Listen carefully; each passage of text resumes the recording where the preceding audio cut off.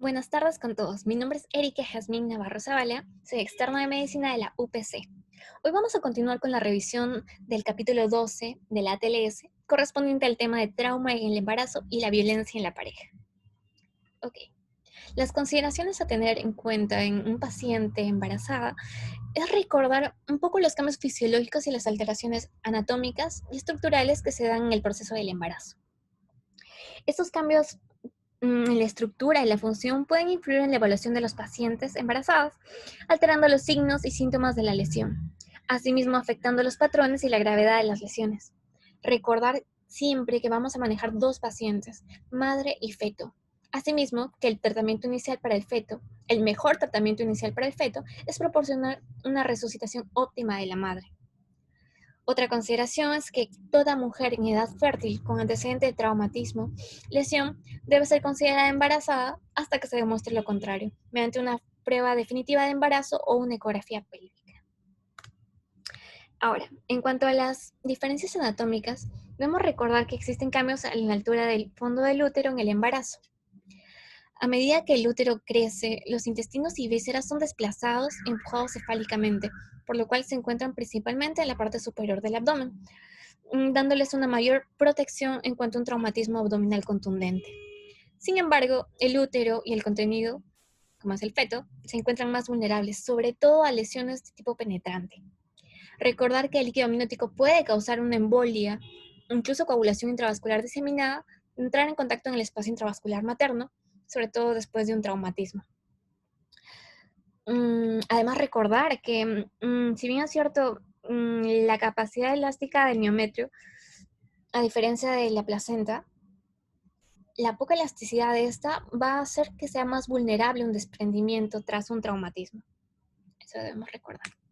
Ahora, en cuanto al sistema circulatorio del embarazo, vamos a evaluar los podsistemas, ¿ok? Recordar que en el embarazo la mujer maneja un mayor volumen de plasma, por lo cual generalmente podemos ver un hematocrito disminuido. ¿Por qué? Por dilución, no por otra cosa.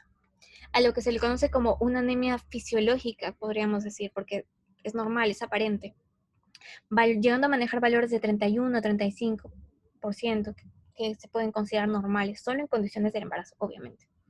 Además, al saber que estas mujeres manejan volúmenes grandes, no tienden a hacer sintomatología rápida y aparatosa en cuanto a la pérdida de volumen, por lo cual tiene que haber pérdidas grandes de sangre, generalmente de 1500 mililitros, antes de presentar signos y síntomas de hipovolemia. Por lo contrario, el feto puede ocasionar generalmente un sufrimiento fetal que se traduce en una frecuencia cardíaca alterada. En cuanto al recuento de glóbulos blancos incrementados, valores de 12.000, incluso puede llegar a 25.000 durante el parto. En cuanto a los tiempos de protombina y tromboplastina, generalmente tienden a cortarse, pero los tiempos de sangría y coagulación no cambian. ¿Ok? Por eso tenemos que tener en cuenta en los exámenes de laboratorio. Ahora, en cuanto a la hemodinámica, en cuanto al gasto cardíaco, después de la 10ª semana, generalmente incrementa en 1 a 1,5 litros por minuto. ¿A qué se debe? Al aumento del volumen de plasma y la disminución de la resistencia vascular. ¿Ok? En cuanto al ritmo cardíaco, generalmente incrementa en 10 a 15 latidos por minuto, generalmente en el tercer trimestre. Y en cuanto a la presión arterial, resulta generalmente en una caída del 5 a 15 miligramos por mercurio en las presiones sistólicas y diastólicas, generalmente también en el tercer trimestre. Al igual que en cuanto a la presión venosa, generalmente le vamos a ver la hipertensión venosa en extremidades inferiores y también en el tercer trimestre. En cuanto a los cambios electrográficos, puede haber un desplazamiento del eje generalmente hacia la izquierda y podemos ver ondas T aplanadas o invertidas en derivaciones 3 y ABF. Pero en las derivaciones precordiales tienden a ser normales. Ahora, en cuanto al sistema respiratorio, debemos monitorizar y estar muy atentos a lo que es la ventilación por minuto, que generalmente es incrementada. Esto debido al incremento del volumen tidal, ¿ok?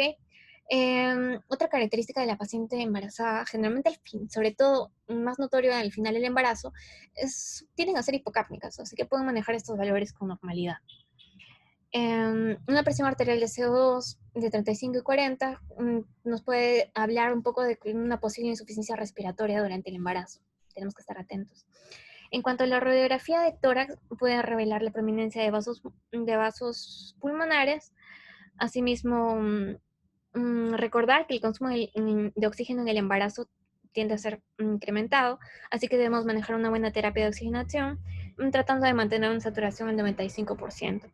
La colocación de un tubo torácico es muy importante porque tenemos que recordar la anatomía, ya que esta colocación tiene que realizarse en un nivel más alto para evitar la colocación intraabdominal, dado la elevación del diafragma. Ahora, en cuanto al sistema gastrointestinal, el vacío gástrico generalmente se retrasa, así que debemos realizar una descompresión precoz del tubo gástrico, generalmente es importante para evitar una aspiración del contenido gástrico. En cuanto a los otros sistemas, tanto el sistema urinario, recuerda que la tasa de filtración glomerular y el flujo sanguíneo se encuentran incrementados, pero la creatinina, el nitrógeno ureico generalmente caen a la mitad de los niveles normales antes del embarazo. En cuanto al sistema musculoesquelético, vamos a ver alteraciones como la sínfisis púbica, que se ensancha en 4 a 5 milímetros, y se incrementan los espacios de articulación sacroiliaca en el séptimo mes de la gestación. En cuanto al sistema nervioso, que tenemos que tener una cosa muy importante. Recordamos que existen complicaciones en el embarazo. Una de ellas es la eclampsia, que generalmente se da en la última etapa del embarazo y puede imitar una lesión en la cabeza. Así que tenemos que estar atentos a diferenciar los signos y síntomas y obviamente con la ayuda del laboratorio también. La presencia de convulsiones, hipertensión asociada, hiperreflexia o proteinuria, edema periférico nos van a ayudar a diferenciar si se trata de una complicación del embarazo como la eclampsia o producto de una lesión traumática probablemente en la cabeza. Identificar el mecanismo de lesión es muy importante. Vamos a ver desde accidentes automovilísticos, caídas, asaltos, disparos, quemaduras, pero vamos a dividirlo principalmente en lesiones de trauma cerrado o penetrante. El 90% pertenece más a trauma cerrado, que predomina, obviamente. En cuanto a la pared abdominal, el miómetro uterino y el líquido amniótico tienen función amortiguadora. Las contusiones externas y abrasiones de la pared abdominal generalmente son signos de lesión, pueden darnos signos de lesión uterina contundente. Ahora, diferenciar el daño directo del indirecto, que es el feto. El daño directo puede producirse generalmente cuando la pared abdominal golpea un objeto contundente. En un ejemplo de un accidente automovilístico, el volante es un buen ejemplo. En el daño indirecto, generalmente que es el feto, se da por la desaceleración, la fuerza de cizallamiento, que resulta en el desprendimiento de placenta, ¿no? Ya, debemos recordar o identificar la manera en la cual la mujer se podría haber estado sujetada, por así decirlo. Tenemos varios dispositivos, por ejemplo, uno de los más conocidos y más utilizados, obviamente, es el cinturón de seguridad. Pero debemos asegurarnos del correcto uso del cinturón de seguridad y preguntar sobre todo de qué manera estaba colocado. La mujer que generalmente se encuentran sujetas tienen un mayor riesgo a un parto prematuro y muerte fetal que las mujeres que no se encontraban sujetas. Por otro lado, el uso en el regazo solamente permite una flexión hacia adelante y una comprensión uterina con una posible ruptura uterina y un desprendimiento de placenta. Si el cinturón generalmente se encuentra más alto sobre el útero, puede producir una ruptura uterina ya que transmite la fuerza directa al útero y por el impacto. Ahora, como dije, debemos determinar el tipo de dispositivo de sujeción de la paciente embarazada. Ahora, eso es en cuanto al trauma cerrado. Ahora, en cuanto a las lesiones penetrantes, debemos recordar que la musculatura uterina es densa y puede absorber una cantidad significativa de energía, sobre todo en objetos penetrantes, lo cual disminuye, ¿de qué manera? Disminuyendo su velocidad y reduciendo el riesgo a lesiones a otras vísceras que también se encuentran ubicadas más superior. En cuanto al líquido amniótico y el feto, también, como dije, tiene función el líquido amniótico sobre todo de amortiguación, absorbiendo energía, contribuyendo a la desaceleración del objeto penetrante. Hay una baja incidencia en cuanto a lesiones viscerales maternas y explicamos por qué. Y debemos determinar la gravedad de la lesión. Toda paciente embarazada con lesiones mayores que requieran un ingreso en centro trauma y capacidades obstétricas adecuadas, se debe observar cuidadosamente a estos pacientes, incluso por lesiones menores, porque tienden a descompensarse rápidamente o tienden a tener complicaciones más importantes como el desprendimiento de placenta o el riesgo de la pérdida fetal. En cuanto a la evaluación, la madre debemos asegurar la vía aérea, la ventilación, la oxigenación adecuada y un volumen circulatorio eficaz. Si se requiere un soporte ventilatorio, debemos intubar a la paciente embarazada considerar el mantenimiento de CO2 apropiado. Ya sabemos que tienden a la hipocapnia. Si el paciente requiere restricción del movimiento espinal, debemos usar la maniobra de Lugol, que anteriormente ya se ha explicado, que es para el desplazamiento, en necesidad de 4 personas, y generalmente este, esta, esta maniobra generalmente se da en pacientes embarazadas 15-30 grados más a la izquierda. Y generalmente también necesitamos el apoyo de un dispositivo rígido. En cuanto a la administración de reanimación de líquidos cristaloides y sangre, sabemos que los pacientes generalmente manejan volúmenes grandes, pero también puede tener pérdidas grandes de volumen. Y generalmente cuando la paciente ya te hace sintomatología, ya tenemos un déficit importante. El uso de vasopresores como último recurso, puesto que disminuye también el flujo, el aporte hacia el feto y puede causar un sufrimiento fetal. En cuanto al feto, el examen abdominal es muy importante. Las principales causas de muerte generalmente tienen a ser el shock, la muerte materna, y la segunda causa es el desprendimiento de placenta. Podemos valernos de exámenes de imágenes como la ecografía, la TAC, incluso las pruebas de rayo X de ruptura, generalmente que incluyen extremidades extendidas, la posición fetal anormal, el aire libre intraperitoneal. Debemos también prestar atención a lo que son los tonos cardíacos fetales, que se pueden auscultar en el ultrasonido Doppler de las 10 semanas de gestación. Vamos a realizar un monitoreo fetal continuo con un tocodinamómetro más allá de 20 a 24 semanas de gestación. En cuanto a la evaluación secundaria, el paciente generalmente, la madre debe ser monitorizada después del examen físico. Debemos supervisar el estado de fluidos, manteniendo la hipervolemia relativa requerida en el embarazo. Sabemos que tiene un alto grado de consumo de oxígeno, así que tenemos que estar pendiente con la oximetría de pulso, los gases en sangre arteriales, para evitar alteraciones metabólicas también. Reconocer que el carbonato materno generalmente se encuentra baja. Y en cuanto al feto, es importante conseguir la consulta obstétrica o del personal especializado, pero buscando evitar el sufrimiento fetal, identificando con un indicador importante como es la frecuencia cardíaca fetal. Eh, el rango normal, recuerda que es de 120 a 160 latidos por minuto. Un ritmo normal cardíaco fetal, desaceleraciones, ausencia de las aceleraciones o latido a latido, variabilidad, actividad uterina frecuentes pueden ser signos de descompensación inminente materna, incluso pérdida fetal, muerte fetal. En cuanto a la evaluación y el tratamiento inicial, podemos valernos de varios exámenes: la sonografía para trauma FAS, un lavado peritoneal diagnóstico, la colocación de un catéter por encima del ombligo usando una técnica abierta. Debemos estar atentos a las contracciones y a las características de estas, que nos pueden sugerir tanto un parto prematuro o un desprendimiento de placenta. El examen vaginal es muy importante, debemos buscar borramiento y dilatación del cuello uterino. El sangrado vaginal después del tercer trimestre puede indicarnos la interrupción del presente y la inminente muerte del feto. Valernos de exámenes como la tomografía computarizada para evaluar a los pacientes de trauma embarazado, sobre todo si hay preocupación significativa por la lesión intraabdominal. La presencia de líquido amniótico en la vagina, evidenciando un pH mayor de 4.5, sugiere la ruptura de membranas coreoamnióticas. Y el cuidado que se debe proporcionar en una instalación con capacidades de monitoreo y tratamiento fetal y materno deben ser apropiadas. Ahora, en cuanto a la atención definitiva, debemos estar atentos a los riesgos que tiene este tipo de pacientes. Como mencionamos, la embolización por líquido amniótico puede llevar a una coagulación intravascular diseminada. Sabemos que esta coagulopatía es de consumo y puede instaurarse rápidamente. Y recordar que en presencia de embolia debemos llevar a cabo la evacuación uterina inmediata y reemplazar plaquetas, fibrinógeno y otros factores de coagulación de ser necesario. Una prueba positiva de Klein-Beck, generalmente debemos recordar que esto es un frotis de sangre materna que permite la detección de glóbulos rojos fetales en la circulación materna. De ser positivo, para pacientes RH negativos, deben recibir terapia inmunoglobulina RH a menos que la lesión se encuentre distal y generalmente en las siguientes 72 horas de la lesión, nada más. Ahora, en cuanto a la cesárea perimortem, para realizarla generalmente son en traumatismos que sufren un paro cardíaco, generalmente de origen hipovolémico.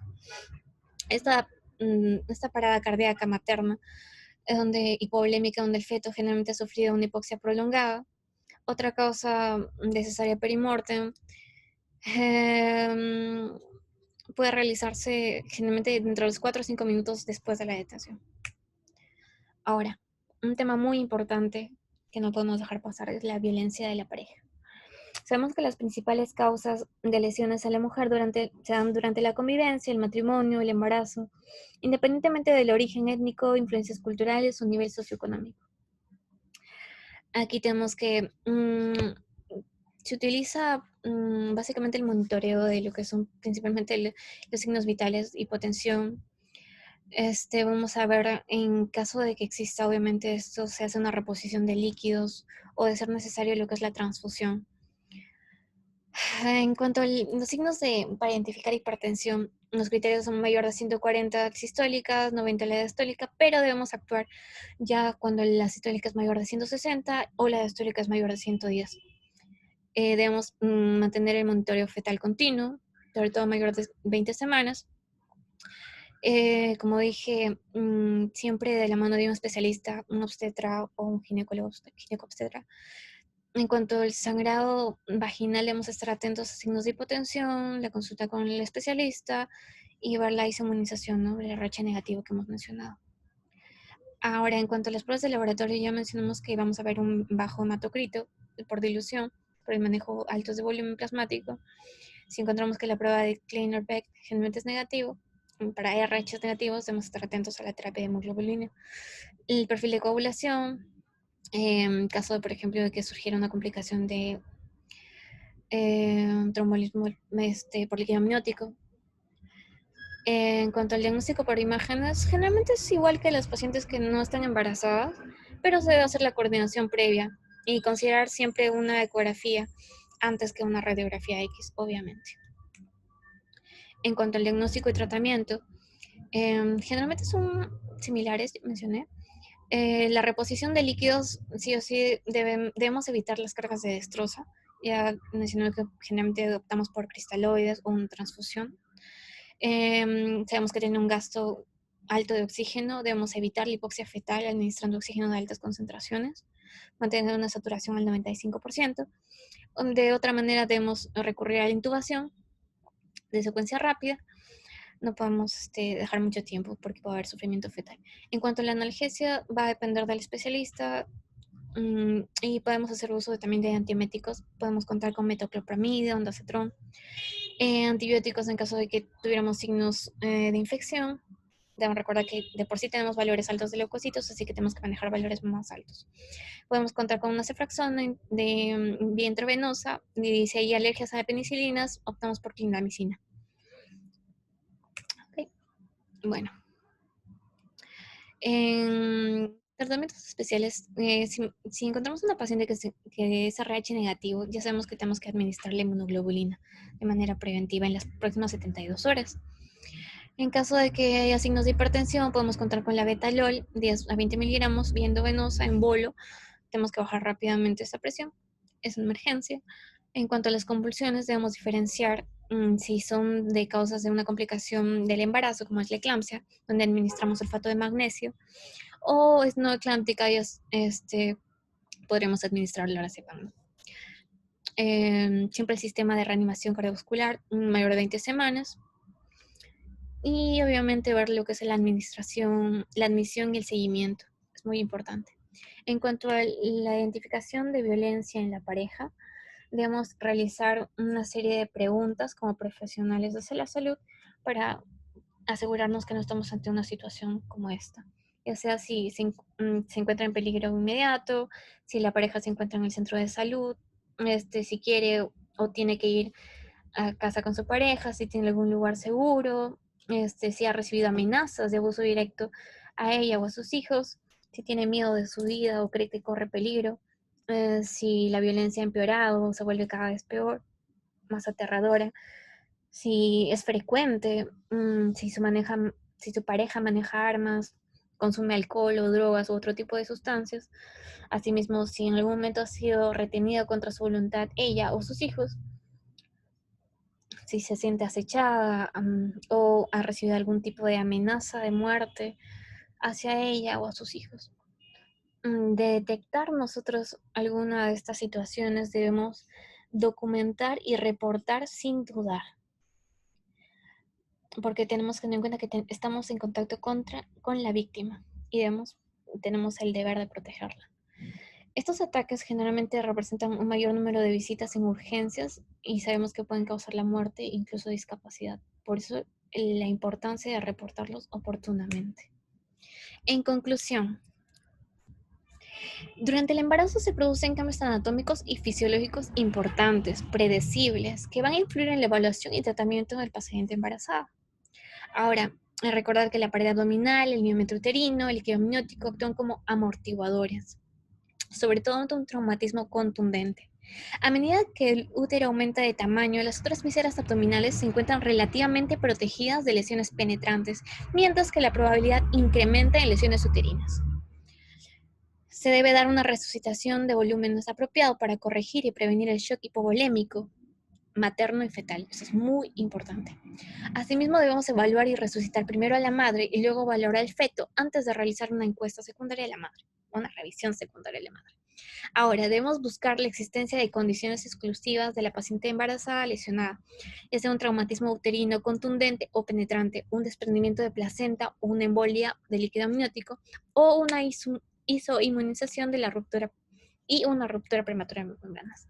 Ahora, los grados menores de hemorragia fetomaterna son capaces de sensibilizar a la madre RH negativa, por lo cual se debe dar su terapia de inmunoglobulina RH. En cuanto a la presencia de indicadores que sugieran violencia de pareja, debe servir para iniciar una mayor investigación y protección de la víctima. Como sabemos, el tratamiento de nuestros pacientes tiene que ser de manera completa, global, tanto en el aspecto físico como en el aspecto psicológico y el acompañamiento de ser o de tratarse de ser un caso de violencia. Eso es todo. Muchas gracias por acompañarnos a lo largo de la revisión de los capítulos de la TLS. Estaremos pendientes a sus preguntas y nos vemos en otra oportunidad.